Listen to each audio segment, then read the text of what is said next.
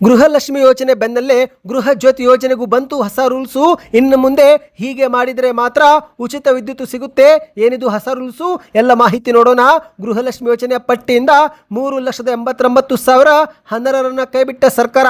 ಆದಾಯ ತೆರಿಗೆ ಪಾವತಿ ಸೇರಿದಂತೆ ಹಲವರನ್ನ ಹೊರಗಿಡಲಾಗಿದೆ. ವಿಡಿಯೋನ ನೀವು ಸ್ವಲ್ಪನೂ ಸ್ಕಿಪ್ ಮಾಡಬೇಡಿ. ಮತ್ತೊಂದೆಡೆಯಲ್ಲಿ ವಾಯುಭಾರ ಕುಸಿತ ಎಫೆಕ್ಟ್ನಿಂದ ಕರ್ನಾಟಕದಲ್ಲಿ ಮುಂಗಾರು ಮಳೆ ಬರಲಿದೆ. ಈ ಜಿಲ್ಲೆಗಳಿಗೆ ರೆಡ್ ಅಲರ್ಟ್ ಕೊಡಲಾಗಿದೆ. ನಿಮ್ಮದು ಕೂಡ ಊರಿನ ಹೆಸರು ಇದೆಯಾ? ಆ ಬಗ್ಗೆಯೂ ಕೂಡ ಮಾಹಿತಿ ನೋಡೋಣ ಗೆಳೆಯರೆ. ಕೇಂದ್ರ ಸರ್ಕಾರದಿಂದ ರೈತರಿಗೆ ಮತ್ತೊಂದು ಸಿಹಿ ಸುದ್ದಿ.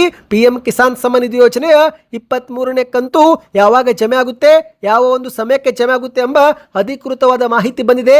ನೀವು ಕೂಡ ರೈತರಾಗಿದ್ರೆ ವಿಡಿಯೋ ಸ್ವಲ್ಪನೂ ಸ್ಕಿಪ್ ಮಾಡಬೇಡಿ. ಇನ್ನು ಬಂಗಾರ ಮತ್ತು ಬೆಳ್ಳಿ ಬೆಲೆ ಬಗ್ಗೆ ಶಾಕಿಂಗ್ ಮಾಹಿತಿ. ಚಿನ್ನದ ಬೆಲೆ ಭಾರತದಲ್ಲಿ ಇಳಿಕೆ ಆದರೆ ವಿದೇಶದಲ್ಲಿ ದೊಡ್ಡ ಮಟ್ಟದಲ್ಲಿ ಏರಿಕೆ ಆಗಿದೆ. ಯಾಕೆ ಚಿನ್ನ ಇಳಿಕೆ ಆಗ್ತಾ ಇದೆ? ಎಷ್ಟು ಕುಸಿಯಬಹುದು? ಇವತ್ತಿನ ಮಾರುಕಟ್ಟೆ ರೇಟ್ ಏನಿದೆ? ಎಲ್ಲ ಮಾಹಿತಿಗಳನ್ನು ಡೀಟೇಲ್ ಆಗಿ ನೋಡೋಕೆ ಮೊದಲು ದಯವಿಟ್ಟು ಸ್ನೇಹಿತರೆ ವಿಡಿಯೋಗೆ ಲೈಕ್ ಮಾಡಿಲ್ಲವೆಂದರೆ ಲೈಕ್ ಮಾಡಿ, ಚಾನಲ್ಗೆ ಸಬ್ಸ್ಕ್ರೈಬ್ ಮಾಡ್ಕೊಳ್ಳಿ. ಪಕ್ಕದಲ್ಲಿ ಕಾಣಿಸೋ ಗಂಟೆ ಕೂಡ ಒತ್ತಿದ್ರೆ ನಾವು ಹಾಕುವ ಎಲ್ಲ ವಿಡಿಯೋಗಳು ನಿಮಗೆ ಮೊದಲು ಸಿಗುತ್ತವೆ. ದಯವಿಟ್ಟು ವಿಡಿಯೋನ ಪೂರ್ತಿಯಾಗಿ ನೋಡಿ. ಬನ್ನಿ ಸ್ನೇಹಿತರೆ, ಎಲ್ಲ ಸುದ್ದಿಗಳನ್ನು ಡೀಟೇಲ್ ಆಗಿ ನೋಡೋಣ.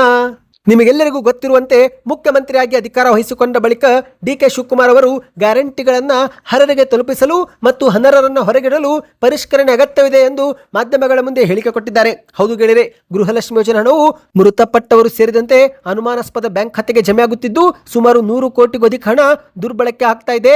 ಹಾಗಾಗಿ ಪರಿಷ್ಕರಣೆ ಅಗತ್ಯವಿದೆ ಎಂದು ಮಾಧ್ಯಮಗಳ ಮುಂದೆ ಹೇಳಿಕೆ ಕೊಟ್ಟಿದ್ದಾರೆ. ಆದರೆ ಇದೀಗ ಗೃಹಲಕ್ಷ್ಮಿ ಯೋಜನೆ ಬೆನ್ನಲ್ಲೇ ಗೃಹ ಜ್ಯೋತಿಗೂ ಕೂಡ ಹೊಸ ರೂಲ್ಸ್ ಜಾರಿಗೆ ಆಗ್ತಿವೆ. ಹೌದು ಗೆಳೆಯರೆ, ಗೃಹಲಕ್ಷ್ಮಿ ಯೋಜನೆ ಜಾರಿಗಾದ ಮೇಲೆ ಎಷ್ಟೋ ಮಹಿಳೆಯರಿಗೆ ತುಂಬಾನೇ ಸಹಾಯಕವಾಗಿದೆ. ಹೌದು, ಸರ್ಕಾರ ಜಮೆ ಮಾಡುವ 2,000 ರೂಪಾಯಿ ಹಣವನ್ನ ಕೂಡಿಟ್ಟು ಹಲವರು ಮನೆಗೆ ಫ್ರಿಡ್ಜು, ಟಿವಿ ಖರೀದಿ ಮಾಡಿದ್ರೆ, ಇನ್ನು ಕೆಲವರು ಹೊಲ ಗದ್ದೆಗಳಲ್ಲಿ ಬೋರ್ವೆಲ್ ಕೊರೆಸಿಕೊಂಡಿದ್ದಾರೆ. ಹೀಗೆ ನಾನಾ ಕಾರಣಕ್ಕೆ ಗೃಹಲಕ್ಷ್ಮಿ ಯೋಜನೆ ಹಣವನ್ನ ಸದ್ಬಳಕೆ ಮಾಡಿಕೊಂಡಿದ್ದು, ಆದ್ರೆ ಇದೀಗ ಗೃಹಲಕ್ಷ್ಮಿ ಮತ್ತು ಗೃಹ ಜ್ಯೋತಿ ಯೋಜನೆಯನ್ನು ಪರಿಷ್ಕರಣೆ ಮಾಡಲು ಸರ್ಕಾರ ಮುಂದಾಗಿದೆ. ಹೌದು, ಇನ್ನು ಮುಂದೆ ಗೃಹಲಕ್ಷ್ಮಿ ಯೋಜನೆಯ 2,000 ರೂಪಾಯಿ ಹಣ ಬರಬೇಕು ಅಂದ್ರೆ ಒಂದಿಷ್ಟು ನಿಯಮ ಪಾಲಿಸಲೇಬೇಕು. ಅದೇ ರೀತಿ ಗೃಹ ಜ್ಯೋತಿ 200 ಯೂನಿಟ್ ಉಚಿತ ವಿದ್ಯುತ್ ಬೇಕಂದ್ರೂ ಕೂಡ ಈ ಕೆಲಸ ಮಾಡಿಕೊಳ್ಳುವುದು ಕಡ್ಡಾಯ. ಹೌದು, ಪಂಚ ಗ್ಯಾರಂಟಿ ಯೋಜನೆಗಳ ಪೈಕಿ ಜನಪ್ರಿಯ ಯೋಜನೆಗಳಾಗಿರುವ ಗೃಹ ಜ್ಯೋತಿ ಮತ್ತು ಗೃಹಲಕ್ಷ್ಮಿ ಯೋಜನೆಗೆ ಪರಿಷ್ಕರಣೆಗೆ ಸರ್ಕಾರ ಮುಂದಾಗಿದೆ. ಶೀಘ್ರದಲ್ಲೇ ಗೃಹ ಜ್ಯೋತಿ ಯೋಜನೆಗೂ ವೋಟರ್ ID ಕಡ್ಡಾಯವಾಗಲಿದೆ. ಯಾಕಂದ್ರೆ ಸ್ನೇಹಿತರೆ, ಕರ್ನಾಟಕದವರಿಗೆ ಮಾತ್ರ ಉಚಿತ ಗ್ಯಾರಂಟಿಗಳು, ಬೇರೆ ರಾಜ್ಯದವರಿಗೆ ಗ್ಯಾರಂಟಿ ನಾವು ಯಾಕೆ ಕೊಡಬೇಕು ಎಂದು DK ಶಿವಕುಮಾರ್ ಅವರು ಪ್ರಶ್ನೆ ಮಾಡಿದ್ದಾರೆ. ಕರ್ನಾಟಕದಲ್ಲಿ ಯಾರಿಗೆ ಓಟು ಮಾಡೋ ಅಧಿಕಾರ ಇದೆಯೋ ಅವರಿಗೆ ಮಾತ್ರ ಫ್ರೀ ಎಂದಿದ್ದಾರೆ. ಹಾಗಾಗಿನೇ ಸರ್ಕಾರ ಈಗ ಗೃಹ ಜ್ಯೋತಿಗೂ ಕೂಡ ವೋಟರ್ ID ಕಡ್ಡಾಯ ಎಂಬ ರೂಲ್ಸ್ ಜಾರಿಗೆ ತರಲು ಮುಂದಾಗಿದೆ. ಅಂದ್ರೆ ಗೆಳೆಯರೆ, ಗೃಹ ಜ್ಯೋತಿಗೆ ಸ್ಮಾರ್ಟ್ ಕಾರ್ಡ್ ವಿತರಣೆಗೆ ಸರ್ಕಾರ ಚಿಂತನೆ ನಡೆಸುತ್ತಿದೆ. ಈ ಒಂದು ಸ್ಮಾರ್ಟ್ ಕಾರ್ಡ್ಗೆ ಮತದಾರರ ಗುರುತಿನ ಚೀಟಿ ಲಿಂಕ್ ಮಾಡುವುದು ಕಡ್ಡಾಯವಾಗಲಿದೆ. ಈ ಮೂಲಕ ಹೊರ ರಾಜ್ಯದ ಫಲಾನುಭವಿಗಳಿಗೆ ಕಡಿವಾಣ ಹಾಕಲು ಸರ್ಕಾರಕ್ಕೆ ಸಹಾಯಕವಾಗಲಿದೆ. ಹೌದು, ಈ ಒಂದು ಸ್ಮಾರ್ಟ್ ಕಾರ್ಡ್ನಲ್ಲಿ ವೋಟರ್ ID, ಆಧಾರ್ ಕಾರ್ಡ್ ಸಂಖ್ಯೆ, ಫಲಾನುಭವಿಗಳ ಹೆಸರು, ವಿಳಾಸ ಮತ್ತು ನಿಮ್ಮ ಒಂದು ವಿದ್ಯುತ್ ಬಿಲ್ಲಿನ ಮೀಟರ್ನ RR ನಂಬರ್ ಕೂಡ ಇರಲಿದೆ ಎಂದು ಹೇಳಲಾಗ್ತಾ ಇದೆ. ಒಟ್ಟಿನಲ್ಲಿ ಸ್ನೇಹಿತರೆ, ಗ್ಯಾರಂಟಿಗಳನ್ನು ನಿಲ್ಲಿಸುತ್ತಿಲ್ಲ, ಬದಲಿಗೆ ಅರ್ಹರಿಗೆ ತಲುಪಿಸಲು ಈ ಒಂದು ಪರಿಷ್ಕರಣೆ ಅಗತ್ಯವಿದೆ ಎಂದು DK ಶಿವಕುಮಾರ್ ಅವರು ಹೇಳಿದ್ದಾರೆ. ಇನ್ನೀಗ ಮಹಿಳಾ ಮತ್ತು ಮಕ್ಕಳ ಕಲ್ಯಾಣ ಇಲಾಖೆಯಿಂದ ಒಂದು ಶಾಕಿಂಗ್ ಮಾಹಿತಿ ಮುನ್ನೆಲೆಗೆ ಬಂದಿದೆ. ರಾಜ್ಯದ 3,89,000 ಗೃಹಲಕ್ಷ್ಮಿ ಯೋಜನೆಯ ಅನರ್ಹ ಫಲಾನುಭವಿಗಳನ್ನು ಕೈ ಬಿಡಲಾಗಿದೆ ಅಂತೆ. ಹೌದು, ಗೃಹಲಕ್ಷ್ಮಿ ಯೋಜನೆಯ ಪಟ್ಟಿಯಿಂದ 3 ಲಕ್ಷಕ್ಕೂ ಅಧಿಕ ಮಹಿಳೆಯರನ್ನು ಹೊರಗಿಡಲಾಗಿದೆ. ಇದರಲ್ಲಿ ಮೃತಪಟ್ಟವರು, ಆದಾಯ ಮತ್ತು GST ತೆರಿಗೆ ಪಾವತಿ ಮಾಡುತ್ತಿರುವವರು ಸೇರಿದಂತೆ ನಾನಾ ಕಾರಣದಿಂದ ಸುಮಾರು 3,89,000 ಮಹಿಳೆಯರನ್ನು ಹೊರಗಿಡಲಾಗಿದೆ. ಇಲಾಖೆ ನೀಡಿರುವ ಮಾಹಿತಿ ಪ್ರಕಾರ GST ಪಾವತಿ ಮಾಡುತ್ತಿರುವ 1,94,000 ಮಹಿಳೆಯರನ್ನು ಕೈಬಿಡಲಾಗಿದೆ.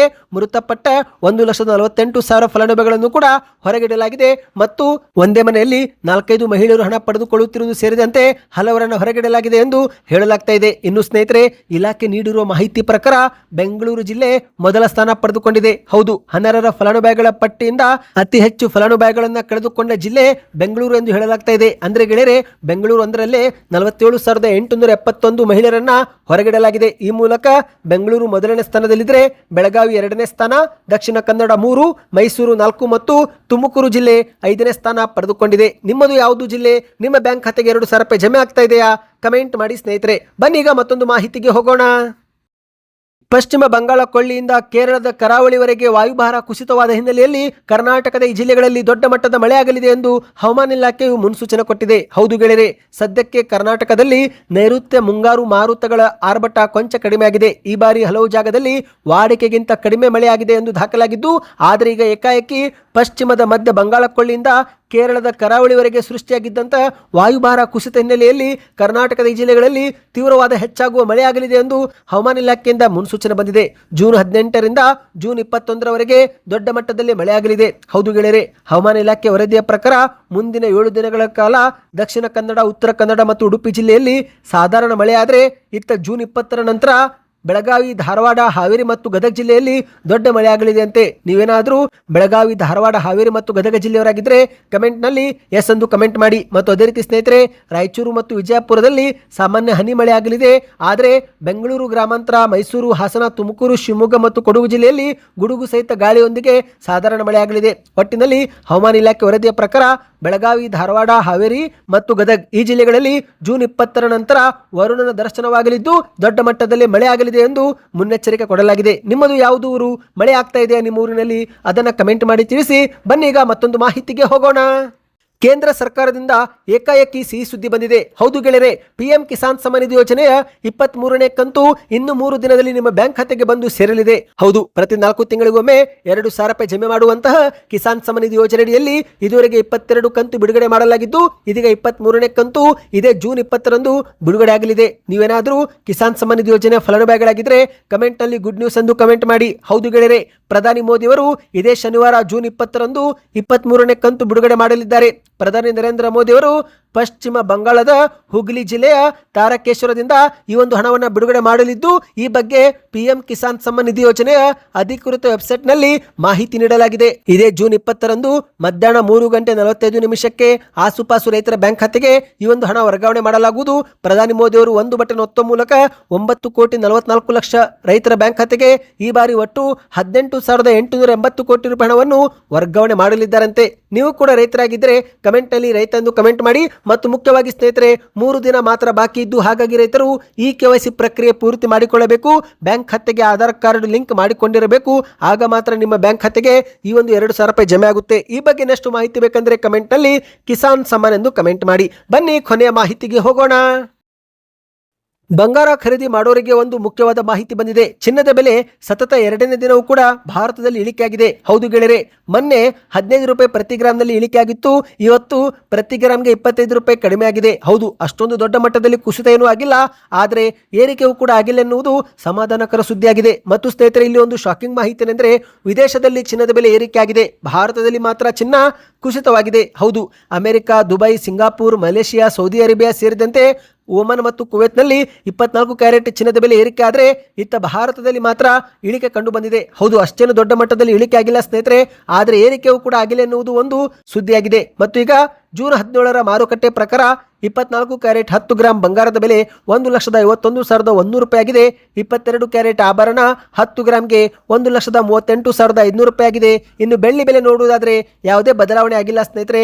1 ಗ್ರಾಮ್ ಬೆಳ್ಳಿ 265 ರೂಪಾಯಿ ಆಗಿದೆ. ಅಂದರೆ 10 ಗ್ರಾಮ್ಗೆ 2,650, 100 ಗ್ರಾಮ್ಗೆ 26,500 ರೂಪಾಯಿ. 1 ಕೆಜಿ ಬೆಳ್ಳಿ ಬೆಲೆ 2,65,000 ರೂಪಾಯಿ ಎಂದು ಹೇಳಲಾಗ್ತಾ ಇದೆ. ಮತ್ತು ಇಲ್ಲಿ ಚಿನ್ನದ ಬೆಲೆ ಇನ್ನಷ್ಟು ಕುಸಿತವಾಗುತ್ತೆ ಎಂದು ತಜ್ಞರು ಅಭಿಪ್ರಾಯ ಪಟ್ಟಿದ್ದಾರೆ. ಯಾಕಂದ್ರೆ ಯುದ್ಧದ ಪರಿಣಾಮದಿಂದ ಕಚ್ಚಾ ತೈಲ ಬೆಲೆ ಏರಿಕೆಯಾಗಿದೆ. ಹಾಗಾಗಿ ಹೂಡಿಕೆದಾರರು ಕುಸಿಯುತ್ತಿರುವ ಬಂಗಾರದಲ್ಲಿ ಹೂಡಿಕೆ ಮಾಡುವ ಬದಲು ಏರಿಕೆ ಕಾಣುತ್ತಿರುವ ಕಚ್ಚಾ ತೈಲ ಬೆಲೆಯಲ್ಲಿ ಹೂಡಿಕೆ ಮಾಡುತ್ತಿದ್ದಾರೆ. ಮತ್ತು ಇತ್ತ ಭಾರತ ಸರ್ಕಾರವು ಕೂಡ ಚಿನ್ನದ ಮೇಲಿನ ಖರೀದಿ ಮೇಲಿನ ಆಮದು ಸುಂಕ ದುಪ್ಪಟ್ಟು ಮಾಡಿದೆ. ಪ್ರಧಾನಿ ಮೋದಿಯವರು ಸ್ವತಃ 1 ವರ್ಷ ಚಿನ್ನ ಖರೀದಿ ಮಾಡಬೇಡಿ ಎಂದು ಮನವಿ ಮಾಡಿದ್ದು, ಈ ಮೂಲಕ ಭಾರತದಲ್ಲಿ ಚಿನ್ನದಲ್ಲಿ ಬೇಡಿಕೆ ಕುಸಿತವಾಗಿದೆ ಅಂತೆ. ಹಾಗಾಗಿ ಚಿನ್ನದ ಬೆಲೆ ಇಳಿಕೆ ಆಗ್ತಾ ಇದೆ. ನಿಮ್ಮ ಪ್ರಕಾರ ಚಿನ್ನದ ನಿಜವಾದ ಬೆಲೆ ಏನಾಗಬೇಕು, ಎಲ್ಲಿವರೆಗೆ ಕುಸಿತವಾಗಬೇಕು, ಅದನ್ನು ನೀವು ಕಮೆಂಟ್ ಮಾಡಿ. ಮಾಹಿತಿ ಇಷ್ಟವೆನಿಸಿದರೆ ಚಾನಲ್ಗೆ ಸಬ್ಸ್ಕ್ರೈಬ್ ಆಗಿ.